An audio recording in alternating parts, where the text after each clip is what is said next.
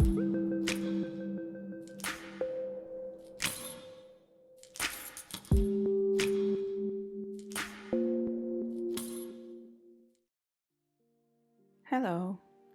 In this video, I'll be setting up my new bullet journal for 2021. I'm using a B5 size notebook from Archer and Olive. I'm using a stencil to draw the banners for the headers of my spreads. I don't usually use stencils, I like to draw things freehand, but since I will be referring back to these pages often, I wanted them to look especially neat and pretty. For the titles of my spreads, I'm using rubber stamps. I'm decorating my spreads with flowers, moons, and stars. I'm using a Faber Castell fineliner and Crayola Supertips markers to color them in. I'm starting off with a key page. I don't actually need it since I've been using the same bullets for a while now and I know them by heart, but I like to have it as a kind of cover page for my journal. I'm drawing boxes with rounded edges throughout all my spreads, and I'm adding pink and purple drop shadows to the banners and the boxes. This is my third bullet journal, and the previous two notebooks I used both had pretty thin pages and they would ghost and bleed through with a lot of my pens and markers. The good thing about that was that I was forced to be creative in how I decorate my spreads since I couldn't use too many kinds of materials to make them. But I am excited to finally be able to use markers and brush pens in this journal.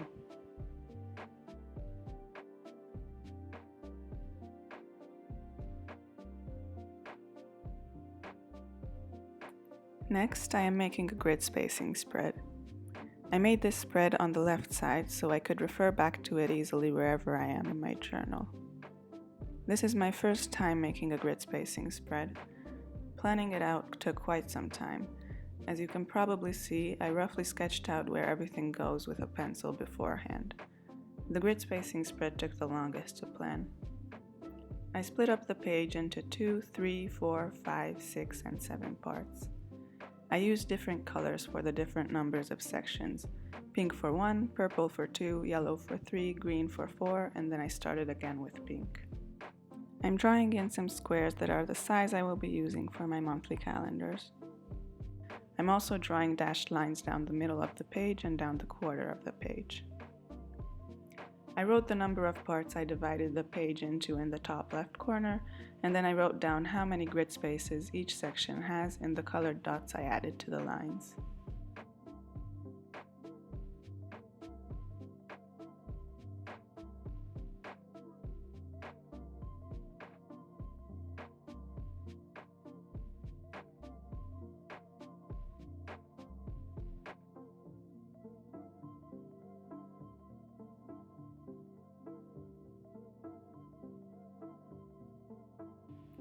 I realized it wasn't a good idea to do the outline of the moons and stars before coloring them in, because the yellow marker really picked up the ink from the fineliner, so I switched to using the yellow marker first and then outlining afterwards.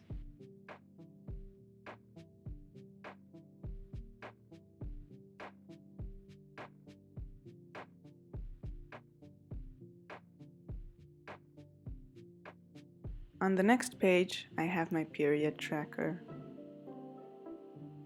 I outlined most of my spreads and added a drop shadow to the outline. I think a simple outline makes a spread look much more put together.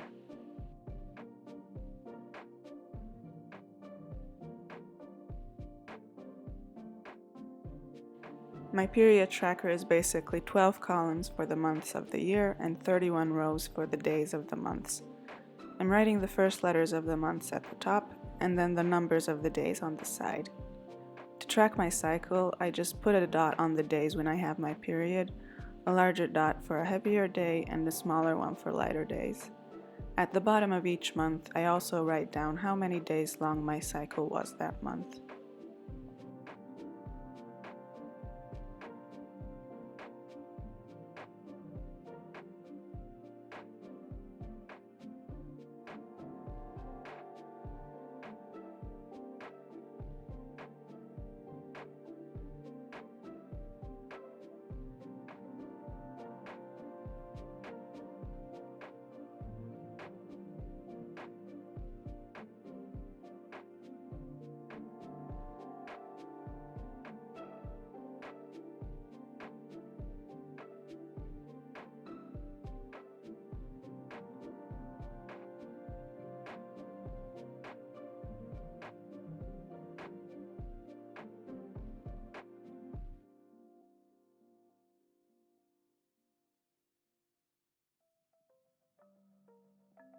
Next, I am setting up my future log. I'm glad I have a B5 size notebook this year so I can fit my future log for the whole year on 2 pages instead of 4. This is my third bullet journal and the largest one I've used. My first bullet journal was a moleskin, which was a bit smaller than a standard A5 size notebook. My second was a paper blanks notebook, which was about as wide as a B5 but not as tall.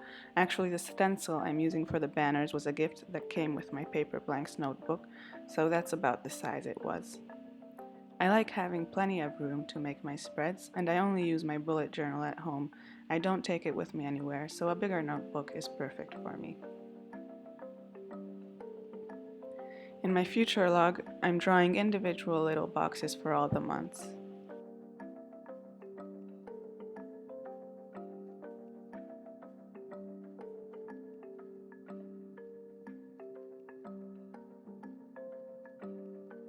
I'm writing the names of the months with a Tombow Fudenusoke brush pen.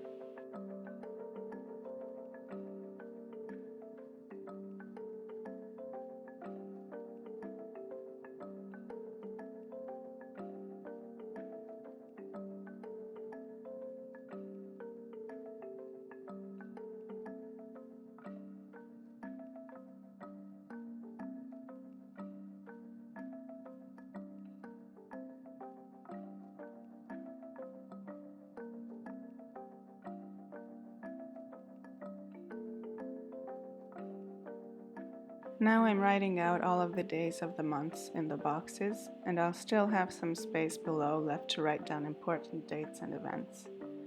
I really love how February will be 4 perfect weeks this year.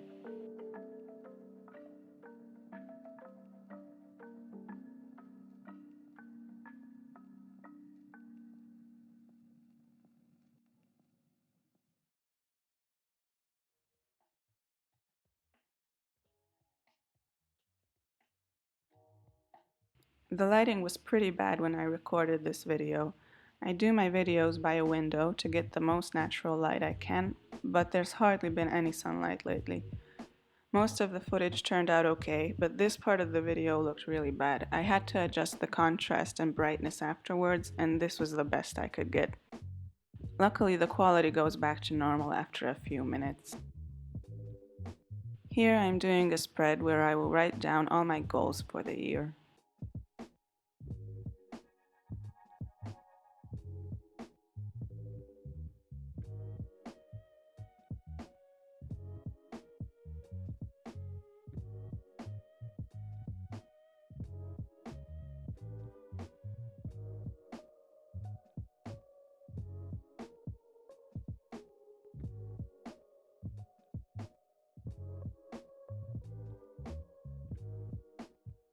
On the right side, I am making a page for a giant to-do list. I will be using this spread to write down things I would probably like to do eventually, but that aren't a priority or I don't have time to do them at the moment. Also, I sometimes have tasks that I keep putting off, so I keep carrying them over in my weekly spreads week after week after week, and eventually I decide to let it go and just cross them out. Now I will be able to write down those tasks here, so I can come back to them later if I want to.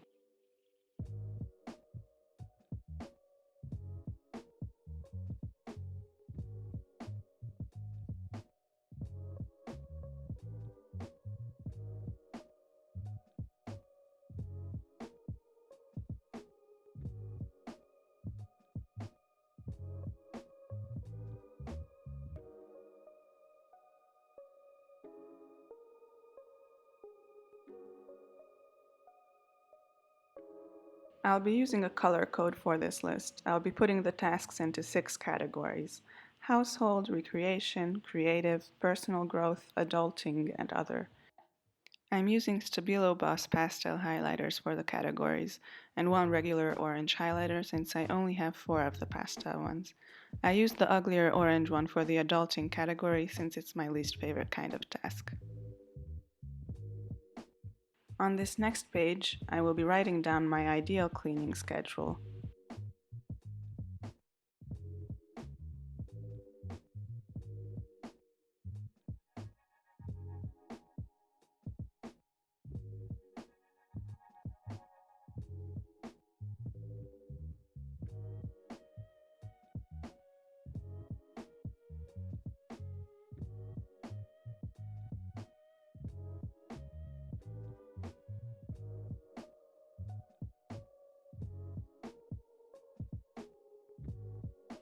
I'm going to write down all the things I want to do around the house, sorted by how often I want to do them. I'll be writing down tasks to do daily, weekly, monthly, every 2 months, and once a year. I want to do a proper spring clean each year, decluttering and deep cleaning everything in the house. I did it once so far this spring when the pandemic started. I hope I will have the time and motivation to do it every year.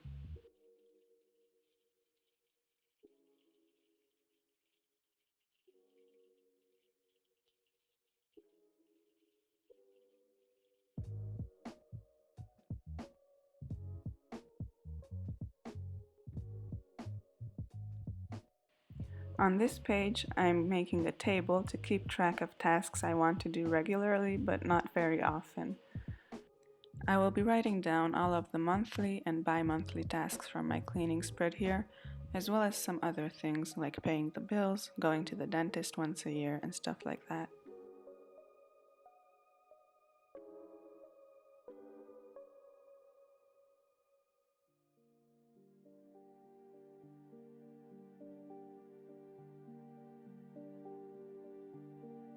I'm making 12 columns for the months, and I'll be writing the tasks on the left. I'll put a square in the columns of the months when I want to do each task and then fill in the squares when I do them.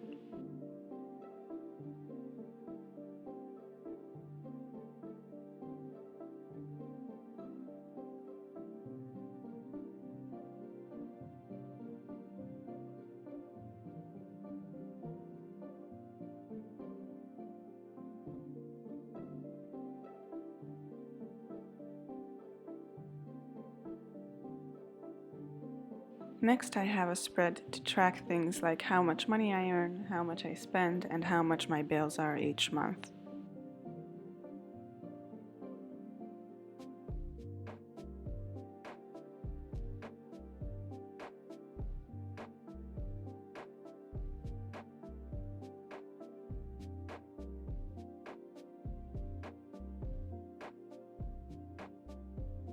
Since I have quite a few things I want to track here, and I'm going to need space to write out the amounts, this spread fit better if I turn my journal sideways.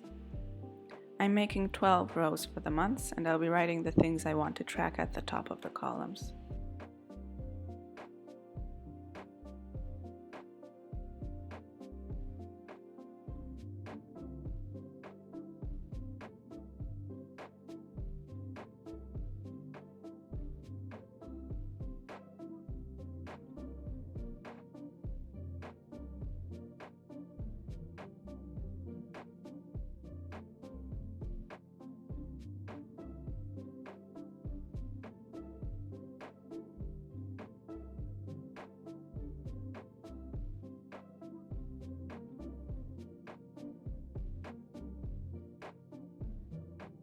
Here I am making a page where I can write down my wish list, and on the other side of the page I have a place to write down any ideas I have for gifts to give other people.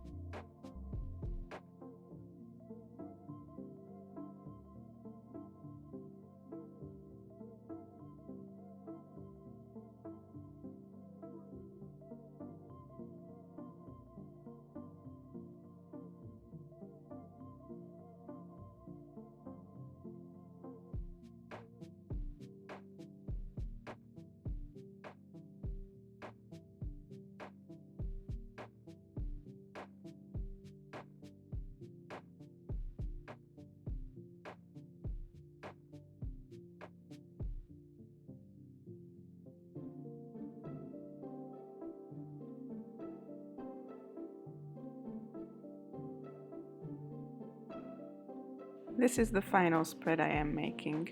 Here I'll be writing down the books I read, podcasts I listen to, and movies and TV shows I watch throughout the year. Leaving such a big space for books was pretty optimistic of me since last year I only read like 6 books, but I hope to read more this year.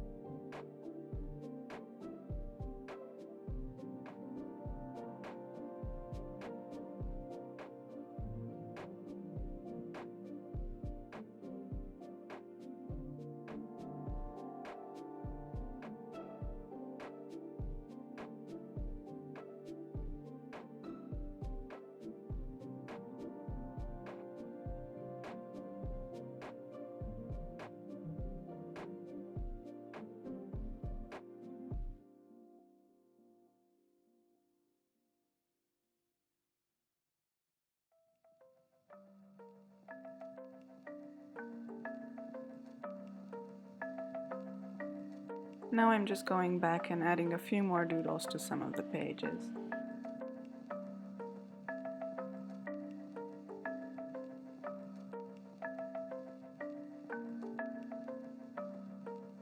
And that's it. So here is a final flip through of my yearly spreads for 2021.